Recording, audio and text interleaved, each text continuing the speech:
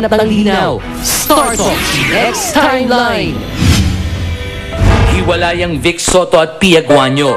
Ito ang pamunahing paksa ngayon na may ilang buwan na ring umiikot sa mga pahayagan na talk shows.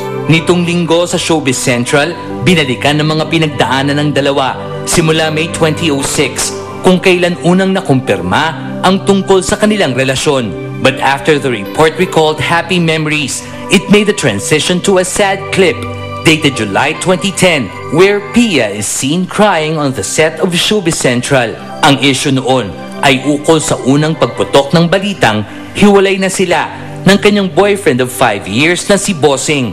Kumbaga sa kalye o sa building, we are under construction right now.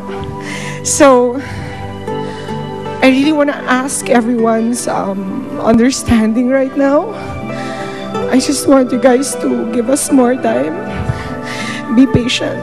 October 17, 2010, nag-celebrate ng kanyang birthday si Pia sa Showbiz Central. Kapansin-pansing wala si Vic sa mga bubati sa VTR surprise ng programa para kay Pia. Hindi rin narinig ang pangalan ng kanyang rumored ex sa mga taong kanyang pinasalamatan. October 20, 2010, Startalk TX host Ricky Lo confirmed the breakup. Actually, July sila pero wala namang third party na. Wala third party sa part ni Vic o sa part ni Pia. Pero hindi lang, parang nag-drift away from each other. May mga ganun talaga, di ba? Sana magkabalikan sila. Kung ako tatanungin, di ba? Pero siyempre nag-desisyon na sa kanila na sila ng tao. October 26, 2010, Martes, ang Itbulaga family naman ni Pia ang bumati sa kanyang kaarawan. Ikinagulat ng marami na si Bossing pa ang nanguna sa pagbati. Vic even tricked Pia into kissing him on the lips. Teo, kiss ka na, dali. Ay, naku.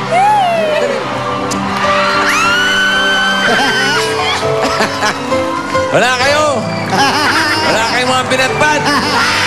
October 28, 2010, sa birthday celebration ng talent manager na si Annabel Rama, ang Itbulaga executive at manager ni Vic na si Malucho Afagar ang nagbigay ng kanyang saloobin sa ikinilos nito sa Itbulaga. Normal lang yun. Lagi naman talaga sila nagkakaibigan. No, they always play that game, di ba? When they're on TV, on camera. Sa issue ng breakup, ito ang kanyang opinyon. Naniniwala kang break ng hassle? Hindi. Hindi. Bakit po?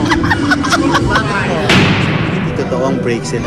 Hindi. Like sinabi niya sa, ito I will quote her sa 24 oras, di ba? Sabi niya, basta 24 Showbiz Central, 24. Diba sabi niya, basta nagkakaintindihan sila, di ba? Pag kailangan siya ni Vic, nandun siya. Pag kailangan niya si Vic, nandun si Vic. Kasunod ng isyong breakup, may kuro-kuro ang ilan na baka hindi na rin makita si Pia sa Itbulaga. Tulad sa mga dating hosts nito na na-involve kay Vic na hindi na nakita sa nasabing programa matapos mabalitang break na sa producer-host nito. Pia, wala. Walang ganon.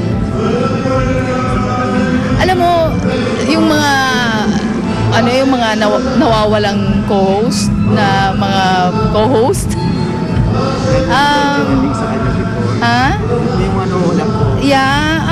There's no truth to that naman eh.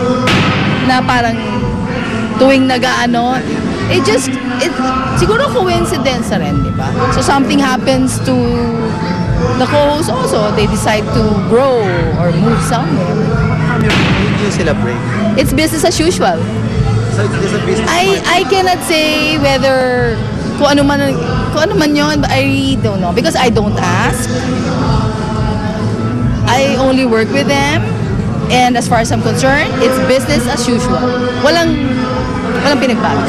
October 25, 2010, Lunes, nang huling magsalita si Pia ukol sa issue. Ito ang binitawan niyang pahayag sa 24 oras. Pareho naman kaming in good terms with each other. And alam naman niya yun that I'm here for him whenever he needs me. And he's also there naman for me whenever I need advice. I think yung relationship namin ni Vic has come to a certain maturity na hindi na kailangan i-label pa.